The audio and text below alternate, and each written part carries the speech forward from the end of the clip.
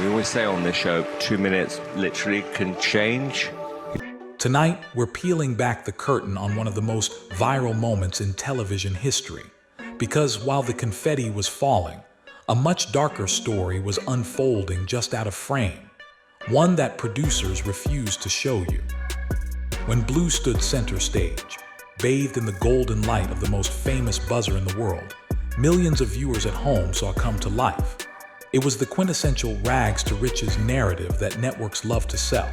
A struggling street performer is plucked from obscurity and given a shot at stardom. But our investigation into the timeline suggests that the polished, heartwarming segment aired by the network was a sanitized version of a much grittier reality. The smiles and tears you saw were genuine, but they masked a desperate urgency that the cameras carefully avoided. While the judges praised his vocal range, they glossed over the fact that this performance wasn't just an audition. It was a lifeline for a man who had effectively run out of options. The reality of reality television is that it requires a palatable hero, someone the audience can root for without feeling too uncomfortable about the systemic failures that put them there in the first place. For the golden buzzer wasn't just a ticket to Hollywood. It was an escape hatch from a life that had become unsustainable.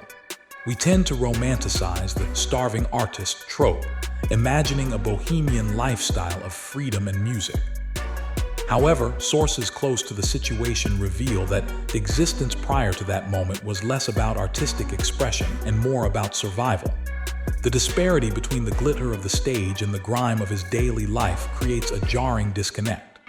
Viewers were sold a dream, but the context, the sleepless nights, the anxiety, and the crushing pressure to succeed before he lost everything was left on the cutting room floor. This wasn't just a singer looking for a break. This was a man playing his final card in a game where the odds were stacked heavily against him. While the world debated whether he was the next big pop star, almost no one knew that the man capturing hearts across the nation had previously been forced to find sanctuary in the most degrading places imaginable. To truly understand the stakes for Blue, we have to examine the period of his life that the glossy intro packages only hinted at. The narrative of the struggling artist often omits the visceral, terrifying reality of housing instability. Before the hotel rooms and the craft services of Hollywood was navigating a life that many would find broken. Reports indicate that during his lowest points, the glamorous singer was forced into situations that strip away human dignity. We aren't talking about sleeping on a friend's comfortable couch for a few weeks. We are talking about a young man who allegedly had to utilize bathroom stalls in his workplace just to catch a few hours of sleep safely. This is the hidden epidemic of the gig economy. Performers who look polished on the outside but are battling severe resource insecurity behind closed doors. His journey involved sofa surfing, a term that sounds casual but describes a chaotic, nomadic existence where you never know where you will lay your head the next night. He wasn't battling for a record deal initially. He was battling the elements. The psychological toll of not having a secure, private space to decompress cannot be overstated. When you are living in a state of constant vigilance, worrying about your physical safety and the security of your meager belongings, the ability to focus on art is nearly impossible. Yet somehow, he maintained the facade of the happy entertainer. He channeled that pain into his music, turning his trauma into the very soulful sound that would eventually captivate. But let's be clear, the rebellious phase mentioned in his backstory wasn't just teenage angst. It was a descent into a brutal struggle for basic necessities that nearly consumed him before the world ever knew his name. The narrative was that he came to the show to chase a dream, but new details suggest he may have been fleeing a nightmare, specifically, a violent incident that turned his workplace into a danger zone. The romantic image of the New Orleans busker, playing jazz or soul on a cobblestone corner under the moonlight, is a staple of tourism brochures. But for the performers on the ground, specifically on blocks like Decatur Street, the reality can be volatile and dangerous. Our research highlights a terrifying turning point in his life that accelerated his decision to audition. This wasn't just about ambition, it was about safety. Reports surfaced regarding a brutal attack that took place in the exact vicinity where made his living. When your office is a public street corner, you are exposed to everything: the weather, the unpredictable crowds, and the sudden, sharp violence that can erupt in nightlife districts. For who was singing to support not just himself but his loved ones, the streets transformed from a venue into a liability. Imagine standing in the exact spot where a violent altercation occurred just days prior, knowing you have to close your eyes and sing with emotion while your brain is screaming at you to watch your back. That level of hypervigilance is exhausting. It changes the texture of the performance. It wasn't just that he wanted to leave the street performing life. It was that the streets were becoming untenable. The audition for America's Got Talent became a necessary evacuation plan. He wasn't running toward fame as much as he was running away from a precarious environment where the next bad encounter could have cost him much more than just a paycheck. This context changes how we view his performances. He wasn't singing for a trophy. He was singing for his life, driven by the primal need to protect his family from the escalating dangers of his environment. Live television has no pause button, and during the quarterfinals, was hiding a medical crisis backstage that would have sent most people to the emergency room, not the stage. One of the most guarded secrets of his run on the show occurred moments before he delivered one of his most critical performances. Viewers at home saw a composed, stylish artist ready to conquer the quarterfinals. They saw the lighting cues, the band setup, and the confidence. What they didn't see was the chaotic scene unfolding in the dressing rooms just minutes prior.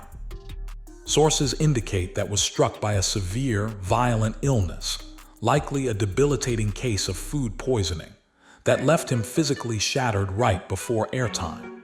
We're talking about a situation where the body is actively rejecting everything, leaving the performer dehydrated, shaking, and weak. In the high-stakes world of live competition shows, there are no sick days. You perform or you go home. The producers can't stop the satellite feed because a contestant is ill, was faced with an impossible choice: withdraw and lose the opportunity that was his only exit from the struggles we've discussed, or mask the symptoms and go out there. He chose the latter. He reportedly had to compose himself after being violently sick, wipe the sweat from his brow, and step into the spotlight as if nothing was wrong. This speaks to a level of professionalism and desperation that is rare. When he sang those notes, his body was fighting a war against itself. The soul and pain in his voice that the judges praised weren't just artistic choices. They were likely the physical manifestation of a man trying to keep himself upright through sheer will. It redefines the performance, turning it from a song into a feat of physical endurance that the audience was completely oblivious to at the time. As his star rose, so did the skeptics, and soon the internet was ablaze with accusations that his humble busker persona was a fabricated lie designed to manipulate the voting public.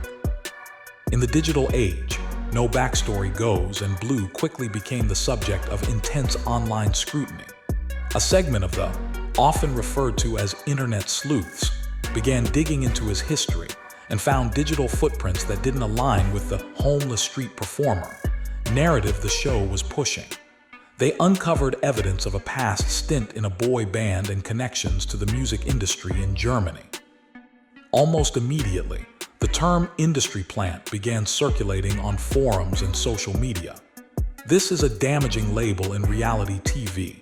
It suggests that a contestant is already signed, managed, or groomed by the network, and is being presented as an amateur to trick the audience. However, a deeper investigative look reveals the nuance that the scandal missed. The music industry is littered with failed ventures. Having been in a band previously, or having tried to make it in Europe, does not negate current financial struggles. In fact, it is quite common for artists to have a break that leads nowhere, dumping them back to square one, or in his case, back to the streets of New Orleans. The controversy highlights a major misunderstanding between the viewing public and the entertainment industry. You can have a resume and still be broke. You can have experience and still be homeless. The skeptics saw his past experience as proof of deception, but in reality, it was likely just proof of a long, hard road of failures before this success. The rumors were technically true. He did have experience, but they were weaponized to discredit a struggle that was very real. It serves as a reminder that a Google search doesn't tell you the balance of someone's bank account or the stability of their living situation. The irony of his journey happened after the cameras stopped rolling, when the very person who saved him from the streets was struck by a tragedy that money and fame couldn't fix. The final chapter of this report brings us to a heartbreaking post-show development that casts a shadow over success. Throughout the competition, spoke of his grandfather, John, as his anchor. This was the man who stepped in when was sofa surfing and sleeping in stalls, providing the stability that allowed him to rebuild. The narrative arc was supposed to be simple: wins or places high, makes money, and pays his grandfather back, ensuring a happy ending for the family. But life rarely follows a script. Just as secured his third-place finish and began to see the financial fruits of his labor, his family was hit with devastating news. His grandfather was diagnosed with cancer. It is a tragedy of timing that feels almost scripted by a cruel writer. At the precise moment gained the ability to provide care and comfort, the person he wanted to help most was thrust into a life-threatening battle. This revelation changes the tone of his post-show career. It adds a layer of urgency and sadness to his touring and recording. He isn't just working to maintain his fame. He is likely working to support a medical battle. It underscores the fragility of the happy ending. We watch these shows expecting that once the confetti falls, all problems are solved. But for Blue, the victory was immediately met with a new, much harder fight. It serves as a sobering reminder that while talent shows can change your career, they cannot protect you from the harsh, indiscriminate realities of life and health. His smile on stage hides not just a difficult past, but a currently painful present, making his resilience all the more remarkable.